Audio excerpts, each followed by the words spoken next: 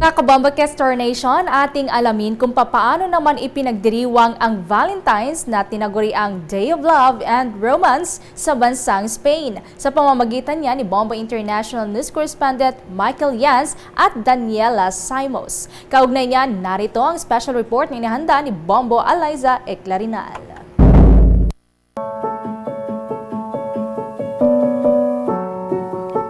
Ang buwan ng Pebrero, o mas kilala rin bilang Feb-ibig, ay talaga namang inaabangan saan mang sulok ng mundo. Doon sa Spain, maraming tradisyon at kultura ang ginagawa upang ipagdiwang ang espesyal na araw ng mga puso. Ang El Dia de San Valentin o Valentine's Day ay unang ipinakilala sa Espanya noong taong 1948 ni Jose Pepin Fernandez. Siya ang tagapagtatag ng Galerías Preciados na kung saan ang Valentine's Day sa Spain ay nakita bilang isang magandang pagkakataon upang palakihin ang mga benta sa kanyang bagong bukas na department store. Doon sa Espanya, asahan rin na makakakita ka ng mga makukulay na street parade, kakaibang prosesyon, mga paputok, at maraming magaganda at iba't ibang mga aktibidad. Mula sa stellar dining hanggang sa mga ancient baths, maraming romantikong karanasan ang naghihintay sa mga mag-asawa o couples sa makulay na lugar ng Barcelona. Samantalang ang bahagi naman ng Madrid ay puno ng mga nakakamanghang parke at hardin na love-inspired. Atin pang alamin kung paano ipinagdiriwang at ginugunita ang Valentine's Day sa Spain sa pamamagitan ng ating Bombo International News Correspondent na si Michael Yanse kasama ang kanyang kabiyak na isang Portuges na si Daniela. Ayon sa kanila, doon sa Barcelona, Spain, ramdam na ang Feb-ibig dahil ang mga residente doon ay nagiging mas affectionate. Bali, pagka Feb month or Feb-ibig month na, katulad sa Pilipinas, similar din dito, malalaman mo yung mga tao, very expressive sila sa affection nila, sa loved ones nila. And this may involve exchanges of the cards, flowers, having a dinner date with your partners. At alam nyo ba mga kabombo at Kastar Nation, bagaman ang Valentine's Day ay sa araw ng ika-14 ng Pebrero, doon sa Barcelona, mas kinikilala nila ang pagdiriwang ng Valentine's tuwing buwan ng Abril.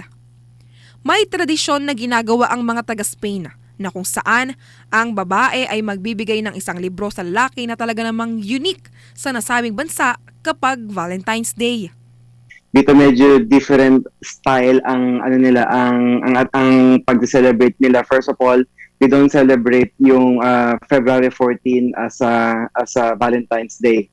More on in like later on will be like April. Ang tawag nila is San Jordi, which is this is like a Valentine's Day dito.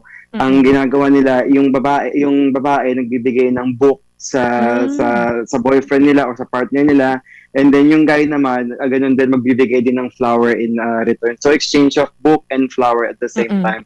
Ayon naman sa kasintahan ni Michael na si Daniela, iba pa rin daw sa pakiramdam ang ginagawang tradisyon ng lahat na pagbibigay ng bulaklak at mga tsokolate. Regarding Valentine's Day, we're not too different apart from each other. We're all like, for example, the man likes to give flowers, chocolates, dinner dates, a card with a poem. It's actually very, very similar. Kung sa ating mga Pinoy, sikat ang mga magarbong dinner date. Abay doon sa Spain, hindi rin nawawala sa hapag ang mga matatamis na pagkain na isa sa kinagigiliwan ng mga magkasintahan. Dito typical kahit ano lang maisip namin, pero hindi mawawala ang sweets, especially pinag-prepare ko siya ng braso de Mercedes, gustong-gusto niya yun, and and at the same time yung leche flan natin na kung meron din dito sa Spain, kaya lang dito naman ang tawag nila flan de leche. Mga kabombo at Kastar Nation, sa pag-ibig, napakahalaga rin ng pasensya at pagtitiwala para sa isa't isa. Ito ay ang isang pundasyon upang magkaroon ng matibay na relasyon. Lot of patience. Especially we are coming from two different culture. There are some differences, so we learn from each other mostly. Yes, I can say I learned a lot from Michael. I can say that, I mean, he's my rock. He